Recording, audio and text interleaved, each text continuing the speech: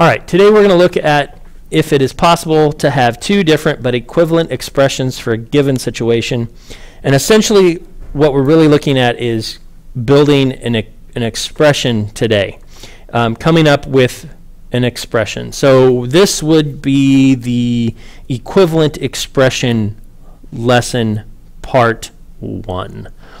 All right, so let's get into the first part of the lesson. All right, so let's take a look. We're going to look at two different types of things. We're going to look at a ladder and how many pieces it would take to build each section of the ladder. And if we needed a ladder that was 6 sections, how many would it be? Or a tower made of cubes, and how many cubes? If we wanted a tower that was 12 cubes high, how many pieces it would be, including the back side of the cube that we're not seeing here, that I drew in purple. Okay, so the 3 other sides, how many pieces would we need? Another way we could do this is if you're having a hard time, you could actually model building these with toothpicks or straws or pencils, anything that would be a straight line that you could use to actually model. The ladder is actually easier to model than the cube. So anyway, we're going to come down here till we have a little bit more room. We're going to start with the ladder. All right, the ladder, we are going to start by looking at what it would take, how many pieces it would take to make one. So if I needed to know how many pieces of steel, okay, pieces of steel, so pieces of steel, okay, it would take to make a ladder. So pieces of steel it would take to make a ladder, and we're going to call pieces of steel N. So number of pieces of steel would be N,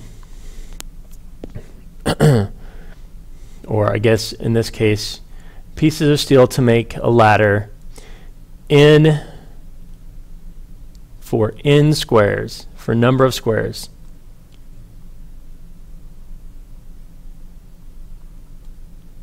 So for 1, if N equals 1, how many pieces of steel do we have? So we have 1, 2, 3, 4. If I only needed 1 square, I have 4 pieces of steel.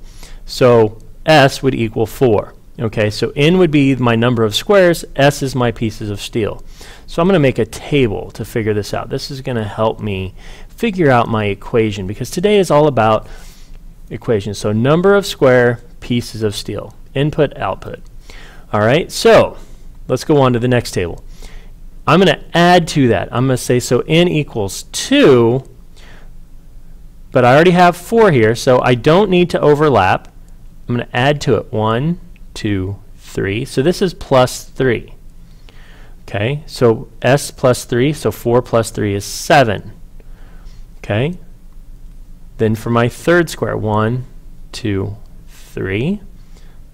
Third square, plus 3, 10. Fourth square, 1, 2, 3. Fourth square plus 3 is 13. Now, we are going to go back down to this first box here. Each time I go up, I am adding 3 to that first box. Okay, so plus 3 here, plus 3 to each one of these. And essentially, if I start from the ground level, I actually added 3 to the ground. So what did I start with? I started with 1. I started with the 1 on the ground, and then I added 3. Okay, so 1 plus 3, and then the number of 3 that I added depended on the number of sections of my ladder. So if I added 3 sections of my ladder, I multiply the number of 3 by 3. So we're going to say that's 3n. Okay, now mathematically I don't like 1 plus 3n, so I'm going to flip this around and I'm going to say that S equals 3n plus 1. Okay, so that the number of steel pieces of steel in my ladder will equal the number of squares plus 1. Okay, or 3 times the number of squares plus 1. So that if I have a ladder that is 11, so that if n equals 11, okay, so n equals 11, I'm going to substitute that in there. So S equals 3 times 11 plus 1. Okay, remember our order of ops. We're going to do this part first. So S equals 3 times 11 is 33 plus 1. We solve that. S equals 34 pieces of steel. Okay, now that is how we form an equation. Now, I would highly, highly, highly recommend that you stop the video and go back and rewatch this if that was confusing. Okay, because you're going to need to know how to do this tomorrow when you come to class. For all of you that are ready, let's go on. All right, we're going to go down a little bit more. On to the tower. The tower. The tower does the same thing, only we're going to look at the number of cubes that we need to build each piece of the tower. Okay, so let's take a look and see how many pieces we need to build the first cube. So I'm going to start up here with the top one because it's easier to see most of my cube, even though I'm actually talking about my bottom cube. So I can see here that I have 1, 2, 3, 4, 5, 6, 7, 8, 9, 10, 11, 12. There are 12 pieces of steel equals 1 cube. Okay? Now, how many pieces do we add on for each additional thing? So for that second cube, let's count. We're not overlapping. So 1, 2, 3, 4, 5, 6, 7, and then the back side would be 8. And I know it looks like I'm overlapping, but I'm actually going from the bottom corner of this one to the bottom corner of the top one. Okay, so that would be 8. So plus 8 for this one. Okay, so plus 8. So plus 8. Now, that means that there would be 20 here. All right, so I'm going to have a pattern. Each time I go up, I'm going to add 8 more pieces of steel.